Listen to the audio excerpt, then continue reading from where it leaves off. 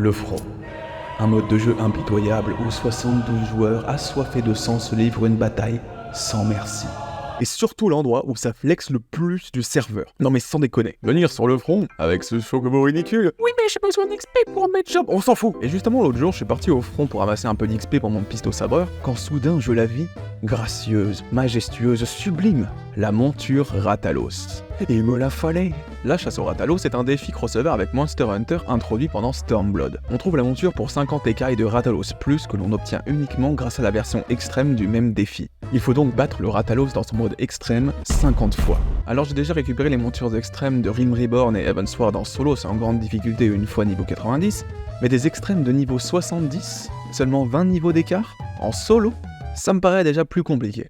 Et ça l'a été pendant mes premiers essais, mais avec les bonnes matériaux et la bonne stratégie, c'est GG Easy, une écaille et Oli. Le Rathalos est un fight bien différent des autres dans Final Fantasy XIV. En effet, il se déroule de la même manière qu'un combat dans Monster Hunter. Voyez plutôt. Le Rathalos a deux phases. La première, la plus facilement abordable, engager le combat jusqu'à un troupeau d'animaux apparaisse, s'en débarrasser rapidement jusqu'à descendre le Rathalos environ sous les 70% de vie. Il viendra ensuite au centre de l'arène, se faire zidaner par un Garula qu'il faudra nuke le plus vite possible pour se mettre à couvert de la prochaine attaque du Rathalos. Sans le Garula, c'est le wipe et retour à la case départ. Une fois fait, les problèmes commencent pour moi. Je suis un main mage rouge, j'adore le mage rouge, clairement pas le meilleur DPS du jeu, mais d'une versatilité monstre entre magie et corps à corps, en plus d'avoir la possibilité d'enchaîner phase de burst et soutien grâce à son talent chaîne de sorts qui permet de lancer 2 sorts en un. Et si le meilleur argument du mage rouge en solo est de pouvoir s'auto-heal, la deuxième phase du Rathalos s'ouvre par l'apparition de l'effet Royaume Céleste qui nullifie l'effet de tous les sorts de soins. Ce qui fait donc du mage rouge une des pires classes pour ce challenge.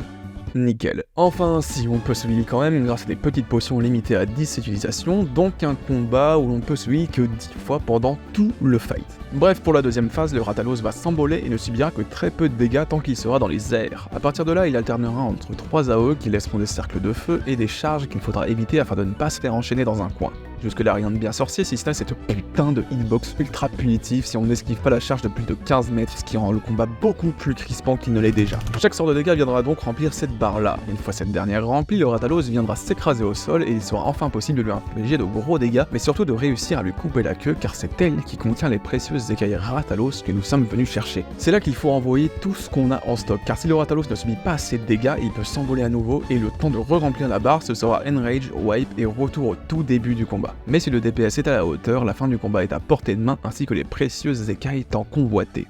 Ok, que le farm commence. La première phase au sol se fait sans encombre, le secret étant juste d'avoir les bons sorts au bon moment. La vraie difficulté ici étant toujours cette hitbox à la con. Les adds sont gérés rapidement jusqu'à l'arrivée du Garula, lui aussi géré dans l'instant. Wipe évité, le combat continue. J'entame la deuxième phase en enchaînant une première phase de burst, en prenant soin d'activer Enhardissement pour un bonus de 5% de dégâts, puis enchaîne avec une manafication pour enclencher mon deuxième combo. Je pop un embrouillement pour réduire les dégâts des 2 premières AOE et continue le fight. J'ai assez de points de magie pour un nouveau combo, j'opte pour une strat à la Dark Souls, c'est-à-dire coller le boss un maximum pour éviter ses charges, mais ça ne suffit pas.